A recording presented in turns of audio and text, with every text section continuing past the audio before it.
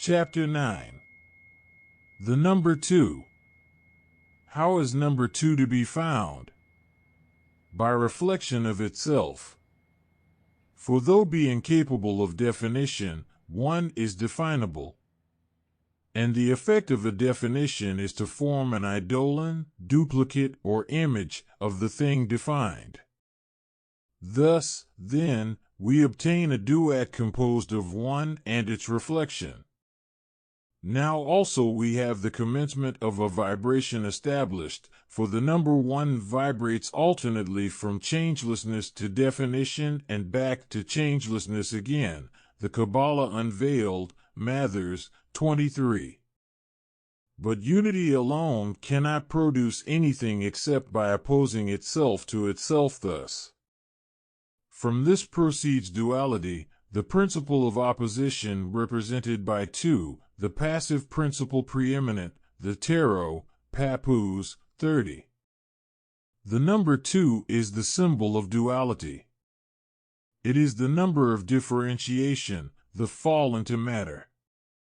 It is the number of separation, and by the Pythagoreans was called audacity because it was the first to separate from the divine unity. It is the number of polarity. The mother principle separates from the father and becomes mundane. The unity of the one is broken up into its positive and negative aspects, the upper pole being spirit and the lower matter. From another aspect, when the divine one descends into the sphere of physical manifestation, it is separated into its positive and negative expressions, spirit and matter, male and female, etc. Thus, many philosophers teach a mystical relationship between numbers and marriage. In fact, such teachings will be found scattered through almost every work on numbers, and by such authorities as Pythagoras, Plato, Nicomachus, Aristotle, etc. For the return to oneness or unity, God, and the higher cycle, 10, through the blending of its positive and negative aspects, makes the perfect union of man and woman the ideal state. The solution of the sex problem is therefore the great lesson for the humanity of this planet. This is symbolized by the Egyptian hieroglyph for number 2, which is formed by 2 serpents encircling a globe or egg. Another symbol is a tree with a serpent twined around it, or wisdom planted in the earth, entwined by the spirit, or the spiral evolution of the soul through following the one God. Number 2 is, therefore, the number of contrasts and of pairs of opposites, good and evil, truth and error, day and night, heat and cold, health and sickness, pleasure and pain, joy and sorrow, male and female, etc. And because of this it is called by some the beginning of evil. In nature, the first differentiation of the upright sprout, the one, is the 2 leaves which appear simultaneously when it emerges above the ground. In fact, all manifestations on the physical plane fall under this law of duality, for it is the inexorable law of physical manifestation. The ancient form name of Gemini is 2 I forms joined, as 2, which in the numerals means 2RTWIN is TUUIN, or deity 2 Fire Island, and has the meaning as all words for TUUO. According to the Kabbalah, number 2 is the second Sephiroth called Chakma, wisdom, and is produced by number 1 casting its reflection into the sphere of manifestation, thus agreeing with our statement that all manifestations on the physical plane are necessarily dual. As 1 symbolizes the first Adam, so 2 symbolizes Adam and Eve, man and woman, sex or the masculine and feminine aspects of the great creative force manifesting in human form. For form can result only from the interaction of the positive and negative poles. Thus we have a mathematical basis for our statement that after the separation of the sexes each of the two rays maintains its sex polarity throughout all its incarnations. This is also the geometrical basis for our teaching that as long as humanity manifests in masculine and feminine bodies, the highest ideal and the nearest approach to unity which the sexes can attain is the perfect blending of the two in a true marriage of the soul, not mere union of the sexes. This soul marriage truly is made as heaven or in the realms of the spirit, and can be brought about only by pure love. But ere such a divine marriage can be consummated on all planes, it must be confirmed on earth according to the legal requirements of the country in which the ones so united dwell. For marriage is far more than merely a convenient and personal arrangement between the man and woman concerned. It is the foundation, not only of society and all human relations, but of the higher spiritual life as well. Hence no couple is truly married who do not in some measure recognize that in the solemnization of their physical union they are fulfilling a divine mandate, i.e., the reunion of the two expressions of the one soul. Any couple looking upon marriage in this light would naturally recognize their duty to the community as well as themselves, hence would gladly comply with the laws of the community of which they were a part. The laws of the country neither make nor mar the true soul marriage, yet obedience to the laws of the country which protects their marriage rights is the way to fulfill their obligations to that country. Since to do the duty that lies nearest is the surest way to freedom, to deny or refuse to fulfill marital duties when brought to us by the great law is to close a most important avenue to higher attainment. In other words, the perfect family life is man's highest state of existence while manifesting on the physical plane in separated sexes. And he will not transcend that state until he has thoroughly learned all its lessons. 2 is the binary, the symbol of all that is double, also all that is false, and the sense of being transitory and not eternal, or opposed to the one reality. It is the number of matter whose inertia opposes tidal manifestation of the spirit. As the vertical line represents the descent of spirit, so the horizontal line represents matter, thus forming the cross upon which the divine is crucified in its efforts to express in the physical world. The cross is, therefore, a cosmic symbol and should not be identified exclusively with any one incarnation of the divine in human form. Geometrically, the 2 is generated by the equator bisecting the axis of the circle midway between its poles, thus.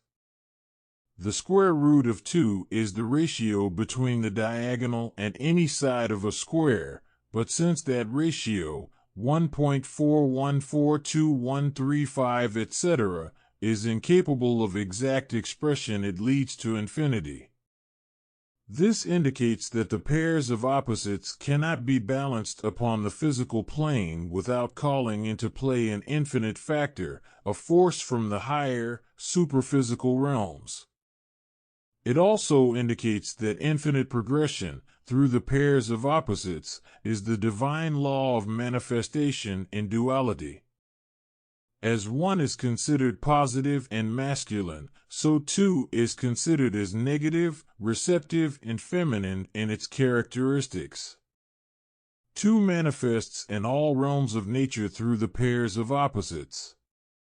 Number 2 is sacred to all female deities, such as Rhea, Isis, Vishnu, the Virgin Mary, etc., as it represents the mother force separated from the father and ever seeking reunion that it may bring forth. It represents all the productive forces in nature, including nature sounds, voice, and speech. For it is through sound that creation is brought forth. For he spake, and it was done, he commanded, and it stood fast. The words that I speak unto you, they are spirit, and they are life. The sounds of nature, especially the songs of birds, are a great factor in calling forth the leaf buds of early spring, and later the flower buds. Among man's principles, 2 represents booty. When you contemplate the figure 2, let it remind you that while matter, through its inertia, opposes spirit, still it is necessary to enable spirit to express on all planes. By harmonizing the pairs of opposites as they express in matter, and by learning the lessons they can teach, you will be progressing toward the infinite balance of the heaven world, will be spiritualizing matter and making possible the manifestation of the infinite and divine on earth. Matter is, therefore, not to be either denied or despised, but purified, spiritualized, and redeemed. Let 2 also remind you of the inevitable crucifixion which must ensue when you endeavor to oppose the manifestation of the divine within you, when you refuse to live the Christ life. Also let it remind you that the great problem of humanity on this globe is the perfect blending and mastery of the positive and negative expressions of the great creative force through its pairs of opposites, the sexes. And, lastly, let it remind you of the essential purity and sacredness of sex, the 2 expressions of the divine in humanity. The key to the universal law of sex. And the Lord said, It is not good that the man should be alone, I will make him an helpmeet for him. Genesis 4:18. The one great and fundamental law back of the differentiation of the one life into the 2 opposite sexes is primarily the fact that the great law, as we have shown, must have its 2 poles, positive and negative, within the circle. These 2 expressions are forever blended into each other, or the serpent is forever swallowing its tail, i.e., the life force goes round and round, making a great egg in which both currents are unmanifested and latent. If we consider the egg as our symbol, we see that the moment the egg is laid or expressed on the physical plane and these 2 poles begin to manifest, the result is an individualized living entity. And when we follow this symbol into the higher realms, we see that within the unmanifested egg or O, the one life is both father and mother. Hence, since to manifest on earth the 2 poles must be separated, they are expressed below as masculine and feminine, both born of the one life, both a part of the one O, which is able to experience and manifest only when separated into masculine and feminine. We have seen that within the circle the forces from the 2 poles are forever flowing round and round, but undifferentiated, therefore unable to express on the physical plane because they are O. Not yet on earth. In the separated sexes they must find the same divine union, must blend and interchange the life forces as perfectly and as harmoniously in the 2 separated sexes as they did in the circle, that is, do the will of God on earth as they did, and as they still are doing, in heaven. For every man or woman is a separated expression from one pole of an unmanifested divine O, in which the 2 forces are forever circling round and round with their opposites in perfect harmony and bliss. Each such circle makes a radiant sun of light, each having its own place and its own work, which circles around the central sun of the universe or around the throne of God. Man is the masculine ray or the expression on earth of the divine Father force, that aspect of the divine which is ever fructifying, ever creating and expressing itself in forms. It is that divine potency designated in the Apostles' Creed as God the Father Almighty, maker of heaven and earth, and of all things visible and invisible. Hence, since man expresses this Father ray, he is the positive pole and his function in life is creativeness. Therefore, the foundation of all his love and his seeking for union with God expresses itself in the desire to fructify and create. Woman, on the other hand, is the expression of the divine mother force, that which is called the Holy Ghost, the Comforter, in Egyptian symbology, Isis the Great Mother, and in Hindu philosophy Vishnu the Preserver. Hence the foundation of all woman's love is divine motherhood. The expression of mother love is woman's nearest approach to the divine state. Therefore, the more woman loves, even her husband, the more the element of mothering enters into it. Even though she have no children, she will mother all she loves. For this is the fundamental wellspring of her very existence as a separated sex.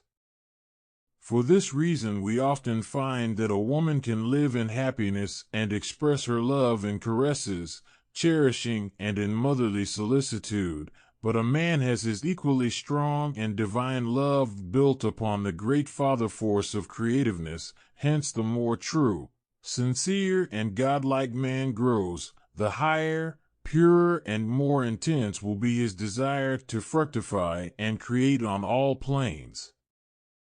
If these two great and fundamental laws of the opposite poles of sex life were better understood, there would not only be less marital unhappiness, but the race as a whole would evolve much more quickly back to its Edenic oneness. The great lesson for each to learn is that the functions of sex are divine and are not a gift given to man and woman as evolved animal organisms merely for the purpose of procreation and peopling the earth, but are innate God qualities, the very essence of their divine oneness, which they as immortal souls must manifest through their animal bodies. This is necessary as a means of informing, purifying, and evolving those animal bodies to a state of perfection in which the complete God consciousness can flow unimpeded from one to the other, and they can be as truly one on earth in two separated bodies as they were in the one, yet with all the experience gained from the long journey into the far country of embodiment, and the strength and power of sonhood which has made them truly as one of us, the Elohim.